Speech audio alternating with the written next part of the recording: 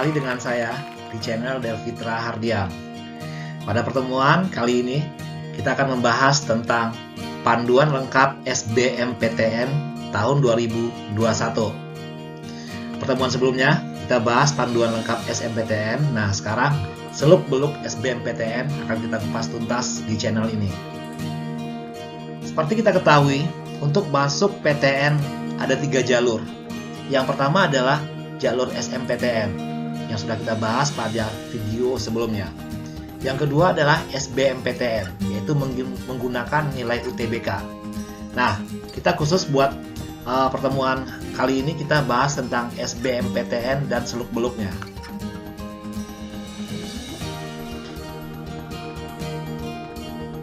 SBMPTN adalah seleksi masuk perguruan tinggi negeri dengan menggunakan nilai UTBK tanpa ujian lagi.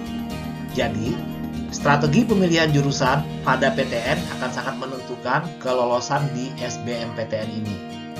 Nah, video ini akan membahas seluk-beluk SBMPTN meliputi ketentuan dan persyaratan SBMPTN tahun 2021, statistik nilai UTBK yang diterima di SBMPTN tahun lalu, dan strategi memilih jurusan dan PTN di SBMPTN.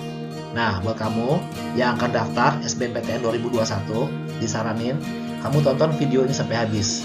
Dan jangan lupa subscribe channel ini biar kamu tidak ketinggalan berita terbaru tentang dunia pendidikan.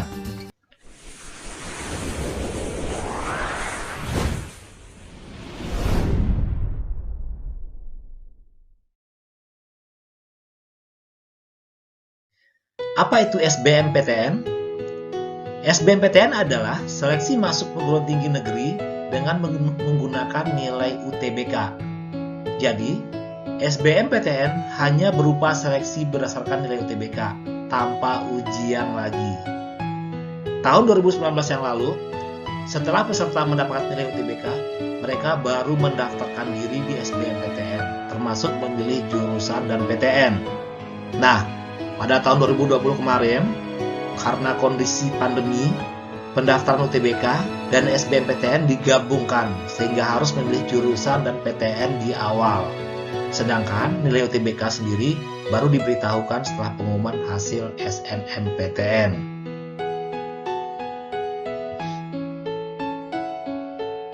Nah, ini adalah jalurnya tahun 2019 dan 2020. Kita bisa atau kamu bisa melihat perbandingan 2019-2020 dan perkiraan 2021 sudah jauh dibandingin 2020. Karena di masa pandemi COVID ini mungkin semua dipangkas biar lebih efektif.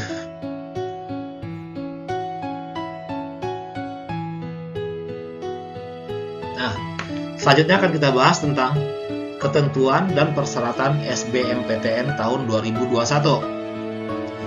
Siswa SMA, MA, atau SMK sederajat lulus tahun 2019, 2020, dan yang akan lulus tahun 2021 ini. Jadi, lulusan 2018 sudah nggak bisa ikut SBMPTN. Selanjutnya adalah memiliki NISN dan akun LTMPT.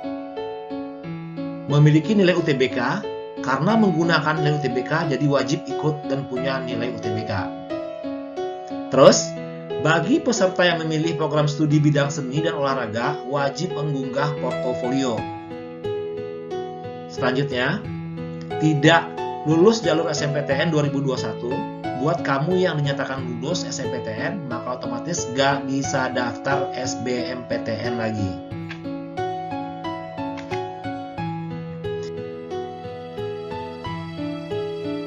Tahapan pendaftaran SBMPTN. Nah, di sini kamu bisa lihat tahapannya. Yang pertama adalah mengisi data diri, itu data diri dan data orang tua atau wali.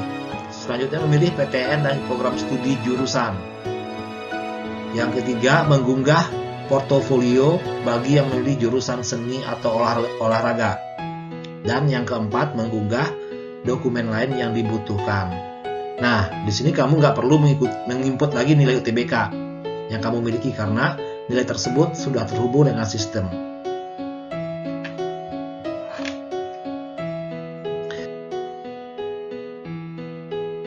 aturan pemilihan program studi atau jurusan. Yang pertama, program studi yang ada di PTN dibagi menjadi dua kelompok, yaitu kelompok Saintek dan kelompok Soshum. Nah, program Saintek itu adalah contohnya pendidikan dokter UI, FTSL ITB, pendidikan matematika UPI, statistika UNPAD, teknik kimia ITS, kedokteran hewan IPB, dan lain sebagainya. Sedangkan sosial hukum adalah FSRD ITB, manajemen, akuntansi, sastra Inggris, psikologi, maupun PGSD UNESA. Itu adalah program studi dalam Soshum.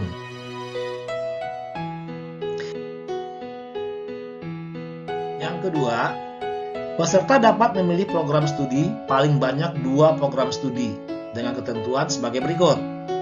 1. Jika program studi yang dipilih semuanya dari kelompok Saintek, peserta mengikuti kelompok ujian UTBK adalah Saintek.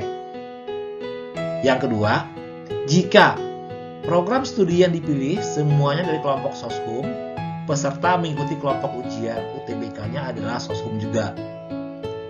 Sedangkan yang ketiga, jika program studi yang dipilih dari kelompok Saintek dan kelompok Soshum, peserta mengikuti kelompok ujian Saintek dan juga kelompok ujian Soshum.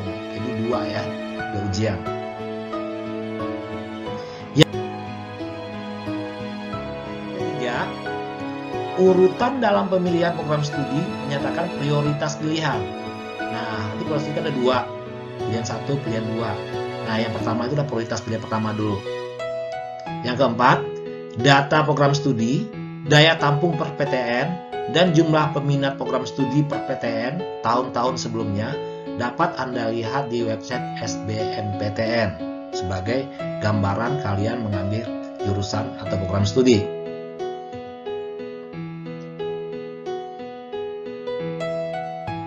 Nah, selanjutnya kita akan membahas tentang strategi lolos SBMPTN, ya.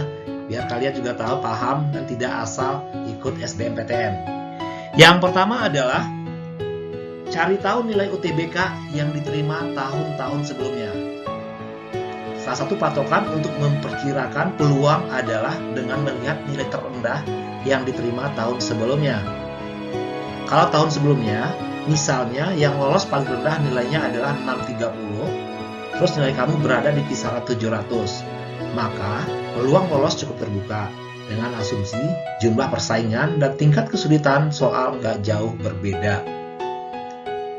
Dengan asumsi yang sama, kalau tahun sebelumnya yang lolos paling rendah nilainya 630, sementara nilai kamu adalah 500, maka peluang lolos kamu adalah cukup berat.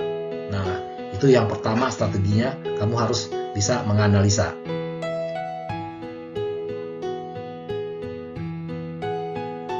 Nah, berikut adalah total nilai rata-rata TPS tambah TKA ya, tahun 2019 dan 2020. Sedangkan 2020 hanya ada TPS karena COVID pandemi ini ya.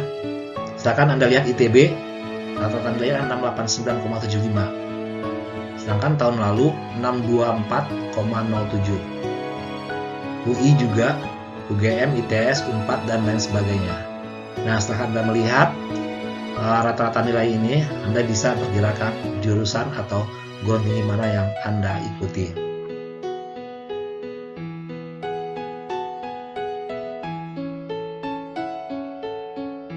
Nah, ini yang Soshum tahun 2019 dan 2020.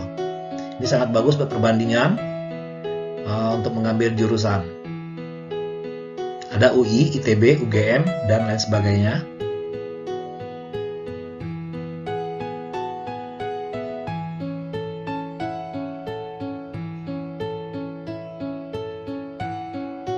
Nah, berikut ini adalah 10 besar jurusan dengan nilai UTBK tertinggi tahun 2020. Nah, ini yang familiar atau yang favorit ya, jurusan tahun 2020, Saintek maupun Soshum. Di Saintek itu ada kedokteran UGM, aktuarita UGM, pendidikan dokter UI, dan lain sebagainya. Sedangkan di Soshum tahun 2020 Peringkat pertama itu adalah favoritnya adalah FSRD ITB, HIUI, HIUGM, Akuntansi UGM, dan lain sebagainya. Anda bisa lihat di layar ada 10 jurusan tertinggi tahun 2020.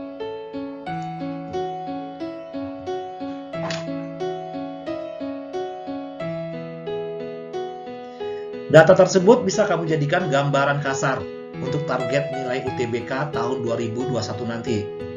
Khususnya jika PTN yang kamu inginkan berada dalam daftar 10 besar tersebut. Jika PTN yang kamu incar gak ada, berarti nilai rata-ratanya masih berada di bawah nilai tersebut. Yang menarik dari data di atas adalah kamu bisa lihat bahwa UI, UGM, dan ITB selalu berada di urutan 3 besar rata-rata baik di Saintek maupun di Soshum. Selain itu, komposisi 10 besar PTN, Saintek, dan Soshum 2019 dan 2020 sama saja, hanya beda di urutannya saja, alias perguruan tingginya hanya itu saja. Dengan pola yang sama seperti ini, maka kamu pengen kuliah di UI, UGM, dan ITB, jangan berharap keajaiban bahwa tahun 2021 nanti nilai rata-ratanya bakal turun. Nah, untuk itu tolong persiapkan diri sebaik mungkin menghadapi SBMPTN. Selanjutnya adalah yang kedua adalah kuota dan tingkat keketatan suatu jurusan tahun-tahun sebelumnya.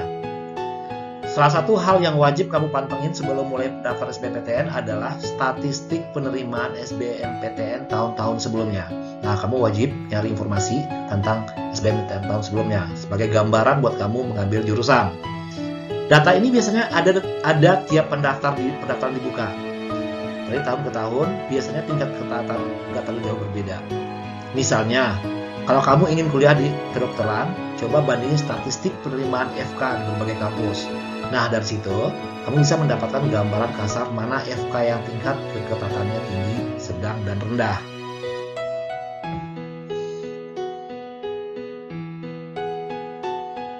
Yang ketiga adalah, kamu harus melihat juga persebaran nilai UTBK.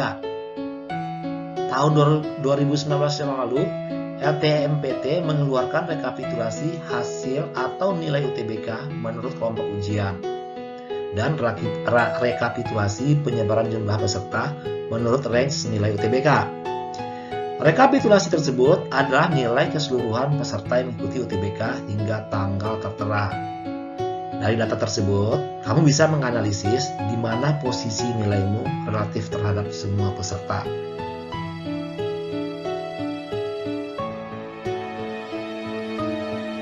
Nah, ini adalah kelompok ujian Saintek dan Soshum tahun 2020 tahun lalu. Kamu bisa lihat minimumnya berapa, kuartal 1, mediannya berapa, dan juga maksimumnya berapa. Itu sebagai gambaran buat kamu untuk mengambil atau memilih jurusan atau perguruan tinggi negeri yang kamu inginkan.